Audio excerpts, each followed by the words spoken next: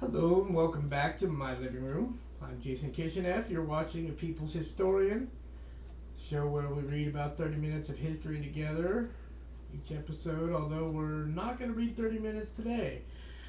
We've got just a couple pages left in the chapter, and I cut the last episode a little short. Or I should say I didn't want it to run long. I shouldn't say I cut it short. I didn't want it to run long, so I cut it off. Realized there was just a couple pages left, so this is going to be a 5-minute episode maybe.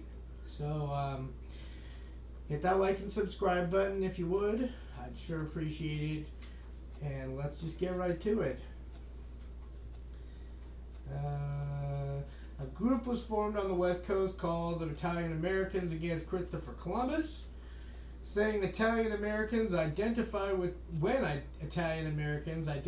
native people, we are bringing ourselves, each of us, closer to possible change in the world. In Los Angeles, a high school student named Blake Lindsay went before the city council to argue against celebrating the quincentennial, the 500-year anniversary of Columbus discovering America. She spoke to the council about the genocide of the Arawaks, but she got no official response. However, when she told her story on a talk show, a woman phoned in who said she was from Haiti. The girl is right. We have no Indians left. At our last uprising in Haiti, people destroyed the statue of Columbus. Let's have statues for the Aborigines. There were counter-Columbus activities all over the country, unmentioned in the press or on television. In Minnesota alone, a listing of such activities for 1992 reported dozens of workshops, meetings, films, art shows. At Lincoln Center in New York, October 12th, there was a performance of Leonard Lehrman's New World, an opera about what Columbus did to the Indians. In Baltimore, there was a multimedia show about Columbus. In Boston, and then in a national tour, the Underground Railway Theater performed the Christopher Columbus Follies to packed audiences. The protests, the dozens of new books that were appearing about Indian history, the discussions taking place all over the country were bringing about an extraordinary transformation in the educational world. For generations, exactly the same story had been told to all the American school children about Columbus, a romantic, admiring story. Now, thousands of teachers around the country were beginning to tell that story differently. And what do you think happened? This aroused anger among defenders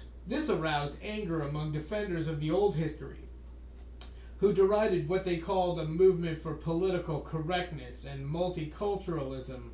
They resented the critical treatment of Western expansion and imperialism, which they considered an attack on Western civilization. Pretty much those who want to see the Constitution as it was written more than 200 years ago, right? Ronald Reagan's Secretary of Education, William Bennett, had called Western civilization our common culture, its highest ideas and aspiration.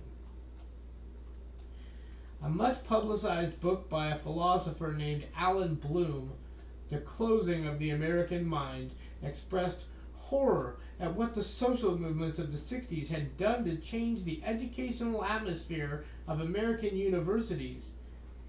To him, Western civilization was the high point of human progress, and the United States its best representative. America tells one story, the unbroken, inelucutable progress of freedom and equality. From its first settlers and its political foundings on, there has been no dispute that freedom and equality are the essence of justice for us. In the 70s and 80s, disabled people organized and created a movement powerful enough to bring about the passage by Congress of the Americans with Disabilities Act. It was an unprecedented piece of legislation setting standards which would enable persons with disabilities to contest discrimination against them and ensuring they would have access to places where their disabilities would otherwise bar them. In the civil rights movement, the black people disputed the claim of America's standing for freedom and equality. The women's movement had disputed that claim too. And now in 1992, Native Americans were pointing to the crimes of Western civilization against their ancestors. Excuse me. They were recalling the communitarian spirit of the Indians Columbus conquered, trying to tell the history of those millions of people who were here before Columbus, giving the lie to what a Harvard historian named Perry Miller had called the movement of European culture into the vacant wilderness of America. Really? Vacant? As the United States entered the 90s, the political system, whether Democrats or Republicans were in power, remained in the control of those who had great wealth. You think? The main instruments of information were also dominated by corporate wealth. The country was divided, though no mainstream political leader would speak of it, into classes of extreme wealth and extreme poverty, separated by an insecure and jeopardized middle class. Yet there was, unquestionably, though largely unreported, what a worried mainstream journalist had called a permanent adversarial culture, which refused to surrender the possibility of a more equal, more humane society. If there was hope for the future of America, it lay in the promise of that refusal. And that will be the end of chapter 22.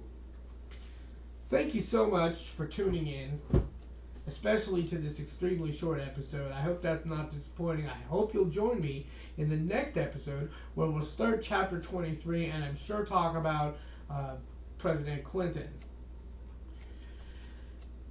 Hit the like and subscribe button and we'll see you next time. Thanks.